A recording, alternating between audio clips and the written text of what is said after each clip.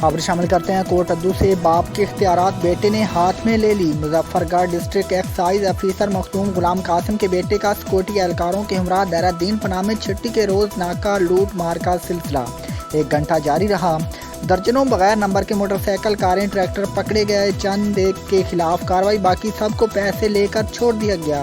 مزید تفصیلات جانتے ہیں کوٹ ادو سے باقر حسین کی اس رپورٹ میں۔ جی بالکل، کوٹ ادو ڈسٹرکٹ ایکسائز انسپکٹر مخدوم غلام قاسم کے بیٹے نے قانون کی دھجیاں بکھیر دی۔ باپ کے اختیارات کا ناجائز فائدہ اٹھانے لگا۔ چھٹی کے روز دہرہ دین پناہ میں پولیس اہلکاروں کے ہمراہ ناکہ لگا کر لوٹ مار، درجنوں بغیر نمبر کی موٹر سائیکل، کاریں، ٹریکٹر تھانے میں بند۔ چند ایک کے خلاف کارروائی، باقی سب کو پیسے لے کر چھوڑ دیا گیا۔ ویڈیو میں بھی مخدوم غلام قاسم کے بیٹے کو پولیس اہلکاروں کے ہمراہ دیکھا جا سکتا ہے۔ دوسری طرف رات گئے تک گاڑیاں مالکان مخدوم غلام قاسم کے بیٹے سے فون پر مکا کر کے گاڑیاں چھڑواتے رہے۔